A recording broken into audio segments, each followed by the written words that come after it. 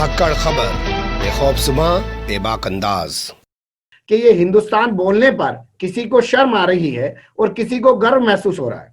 जी देखिए, इसमें थोड़ा पहले हमें हिंदू शब्द का अर्थ समझना चाहिए, इसका है। उगम, ओरिजिन समझना चाहिए। क्योंकि हिंदू धर्म जो है वो कोई एक पैगंबर द्वारा स्थापित धर्म नहीं है, जी। तो वहां से एक कन्फ्यूजन चालू होता है। हिंदू शब्द की जो शुरुआत हुई वो शुरुआत लोगों द्वारा हुई, जो लोग पश्चिम से आए, जिन्होंने आके सिंधु नदी को क्रॉस किया, यानी पर्शिया से, अरेबिया से, उस तरफ से जो लोग आए उन्होंने सिंधु नदी को क्रॉस किया और उसके बाद उन्होंने इस एरिया को हिंदू कहना शुरू किया। तो ख्याल रखिए इसमें एक बात कि उनकी भाषा में स शब्द का इस्तेमाल, स शब्द है तो सही पर उसका इस्तेमाल कम होता है, उसके बदले ह का इस्तेमाल ज्यादा होता है। तो रोमिला थॉपर बताती है हमें कि हिंदू शब्द की उत्पत्ति इस तरह से होती है। तो दूसरा जो मतलब लोग इसमें कुछ कहते हैं कि हिंदू शब्द का मतलब चोर या गुलाम होता है, हीन से हिंदू शब्द बना है, ऐसा भी कुछ लोगों का मानना है। पर मेरी खुद की राय में तो रोमिला थॉपर का जो अध्ययन है वो इसके बारे में काफी गहन है और उसके आधार पर मैं ये लूंगा कि शब्द इस प्रकार से उसकी उत्पत्ति हुई। और आप देखेंगे इतिहास में शब्दों का अर्थ समय के साथ कई बार बदलता रहता है। तो हिंदू शब्द का इस्तेमाल चालू हुआ इस पूरी जमीन के लिए, इस पूरे लैंड के लिए। बाद में क्या हुआ, यहाँ बहुत सारी धार्मिक परंपराएं प्रचलित थी। उन परंपराओं को मोटे तौर से एक तरफ ब्राह्मणवादी, दूसरी तरफ नाथ, तंत्र, भक्ति, शैव, सिद्धांत, जिनको श्रमणवादी कहते हैं, ये दो प्रकार की परंपराएं थी। तो उनको मिलाकर एक ही छतरी में रखने के लिए हिंदू शब्द का इस्तेमाल बाद में एक धर्म के रूप में भी हुआ। और हिंदू शब्द का धर्म के रूप में इस्तेमाल जो हुआ वो 19वीं शताब्दी के बाद ज्यादा हुआ। ये हमें आश्चर्य लगेगा कि वो जो सनातन शब्द का इस्तेमाल करते हैं वगैरह वगैरह। मैं एक छोटा सा पर्सनल आपको वाकया दे दूं। मैं बचपन में अपने दादाजी के साथ कहीं जा रहा था, तो मैंने उनसे पूछ लिया, दादाजी हम कौन हैं? तो दादाजी ने कहा कि हम लोग वैष्णव हैं। जी। ये 60-70 साल पहले की बात है। उन्होंने ये नहीं कहा कि हम हिंदू हैं, उन्होंने कहा हम लोग वैष्णव है। तो ऐसे शैव, वैष्णव, तंत्र, नाथ, भक्ति, सिद्ध, ये बहुत सारी परंपराएं जो थी इनको बाद में हिंदू के रूप में स्थापित किया गया। तो पहला अर्थ हिंदू का है जमीन, दूसरा अर्थ है धर्म, और धर्म के अंदर भी बहुत सारी परंपराएं हैं। तो उसी से वो शब्द आया हिंदुस्तान, मतलब वो लोग, वो जगह जो जिसको ये लोग हिंद कहते थे। अभी इसमें मैं आपको एक जोड़ दूं कि ये हिंद शब्द का इस्तेमाल जो जमीन के लिए होता है उसके दो उदाहरण मैं आपको देता हूँ। कई बार जो भारत के मुसलमान हज के लिए जाते हैं उनको वहां हिंदू संबोधित किया जाता है। ये देखिए, आज आपके MIM के जो भी बोलते हो उनको हिंदू मतलब क्या कि जो इंडिया से आए, जो भारत से आए। और दूसरा, वहां जो अंक गणित का शास्त्र है उसको हिंदसा कहते हैं। हिंसा मतलब जो हिंद देश से आया, क्योंकि दुनिया में मेल जोल तो चलता रहा है। आजकल हम संकीर्णता से सोचते हैं ये हमारा है, ये उनका है। आपस के मेल जोल की परंपरा से भारत की जो अच्छी चीजें बाहर गई, उसमें भारत का गणित जो आर्यभट्ट वगैरह ने विकसित किया था भारत में, वो गया, तो उसको वहां हिंसा कहते हैं। तो अब हुआ क्या, आजादी के आंदोलन के दौरान सांप्रदायिक प्रवृत्तियों ने इसको धर्म से केवल जोड़ दिया, क्योंकि इसका जुड़ाव तो जमीन से भी है। तो सांप्रदायिक प्रवृत्तियों ने धर्म से जोड़ दिया, हिंदू, हिंदी, हिंदुस्तान। और उसके जवाब में देखिए मुस्लिम सांप्रदायिक ताकतें भी पीछे नहीं रहेंगी। वो क्या कहेंगी? उर्दू मुस्लिम पाकिस्तान। बिल्कुल ठीक है। अब मजे की बात यह है, जिस क्षेत्र में पाकिस्तान बना उसमें तो उर्दू बोलने वाले थे ही नहीं। और ये भी एक कारण बना पाकिस्तान के विभाजन का कि उन्होंने जब उर्दू को वहां की राष्ट्रभाषा बनाना शुरू कर दिया।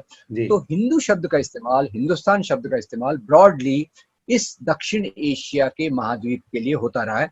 तो आजादी के आंदोलन के दौरान सांप्रदायिक ताकतों ने हिंदुस्तान शब्द का इस्तेमाल केवल हिंदू धर्म के रूप में किया। जो हमारे क्रांतिकारी थे भगत सिंह और बाकी लोग, उन्होंने एक जमीन के रूप में किया और उन्होंने इसका नाम रखा हिंदुस्तान सोशलिस्ट रिपब्लिकन आर्मी, फिर हिंदुस्तान सोशलिस्ट रिपब्लिकन एसोसिएशन, ये उनके संगठन का नाम रखा। और कई लोग इसके बारे में सावधान थे, जैसे महात्मा गांधी।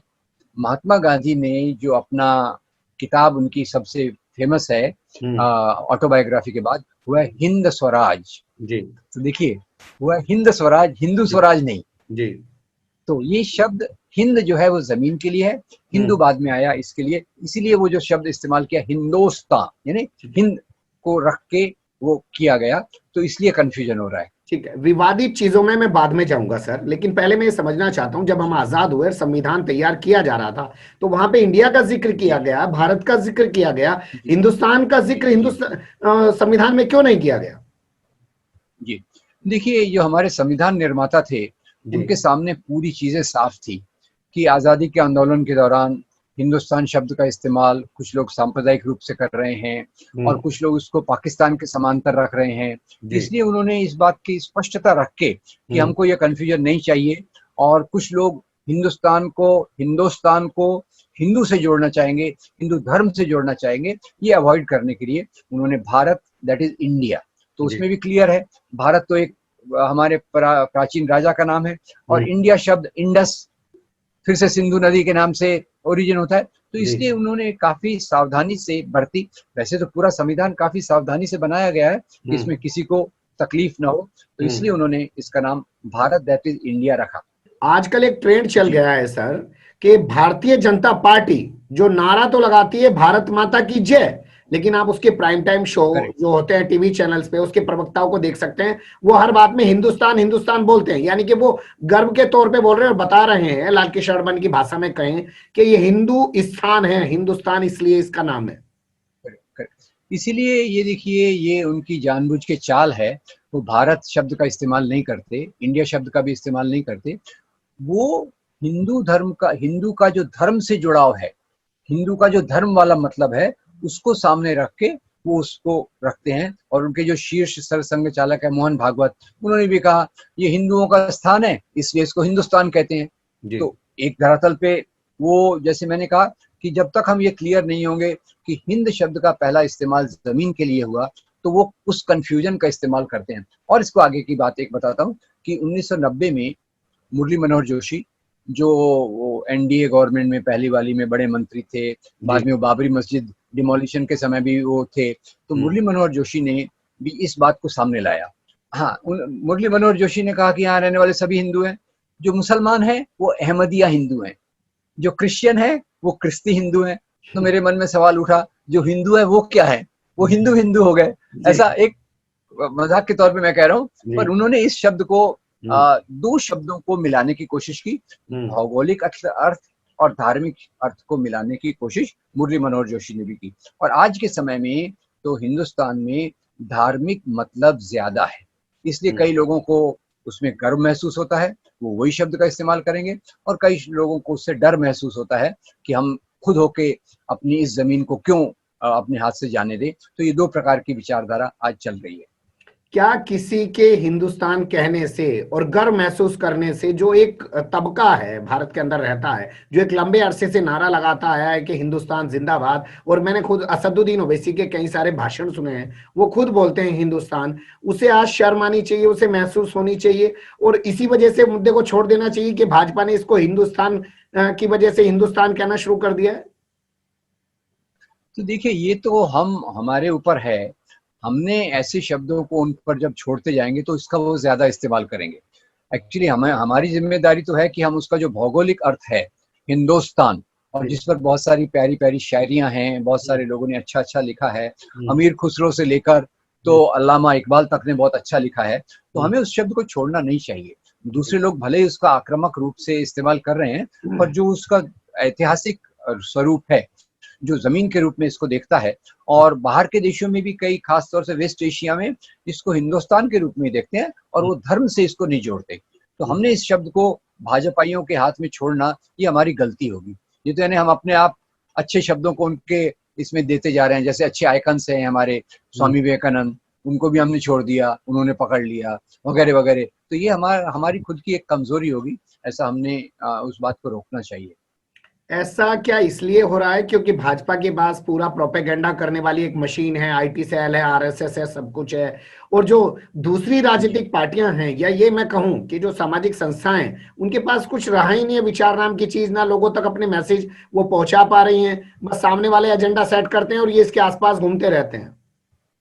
जी, तो ये देखिए, इसमें जैसे भारत माता की जय का स्लोगन आया था, वो भी आज़ादी के आंदोलन में बहुत सारे लोगों ने किया था, इनकलाब जिंदाबाद का ये किया था। तो ये सब जो इसके बारे में, एक तो मुख्य बात यह है कि जब से हिंदू धर्म के नाम की राजनीति ज्यादा शक्तिशाली होती जा रही है, तो उसके सामने बाकी शक्तियां बहुत कमजोर हो रही हैं। तो आज देश में ऐसा कोई बिंदु नहीं दिखता जो प्रगतिशील हो और जो सब इन विचारों को गहराई से समझ के लोगों तक असरदार तरीके तक ले जा सके। ऐसी कोई ताकत इतनी दिखती नहीं है, इसलिए इन बातों से कईयों को डर लगने लग गया है। क्योंकि जो दूसरा उसका मतलब है, अगर लोगों को पता चले कि हिंद का मतलब तो ये जमीन है जिसमें हम सब लोग आते हैं, तो फिर हमें उसमें कोई एतराज नहीं होना चाहिए। और क्योंकि दूसरे लोग इसके लिए केवल धर्म से जोड़ रहे हैं, तो हम क्यों जोड़ें? हम तो उसका ऐतिहासिक जो अर्थ है उसको हमने जिंदा रखना चाहिए। तो आपका मानना यह है कि दोनों ही लोग ये शब्द के साथ बुरा कर रहे हैं? मुझे यही लगता है कि हिंद शब्द की जो सुंदरता है, वो सुंदरता को हमने छोड़ना नहीं चाहिए। और वो हिंद शब्द अपने आप में बहुत प्यारा शब्द है, इस जमीन के लिए है, और उससे जो कंफ्यूजन ना हो इसलिए आपको संविधान में उसको अवॉइड किया गया है। पर एक तरफ से उसका आक्रामक उपयोग करना, दूसरी तरफ से उससे डरना, ये दोनों मेरे ख्याल से गलत प्रवृत्तियां हैं जो हमको, जिस रास्ते पर हमको नहीं जाना चाहिए। बहुत शुक्रिया सर, एक छोटा सा मुद्दा था, लोगों के सामने रखना था। मैं देखता हूं अक्सर कर कि खबर में मैं अगर कहीं हिंदुस्तान बोल जाता हूं तो लोग ऐसे टूट के पड़ते हैं, गालियां देने लगते हैं कि तुम आरएसएस के एजेंडे पर काम कर रहे हो।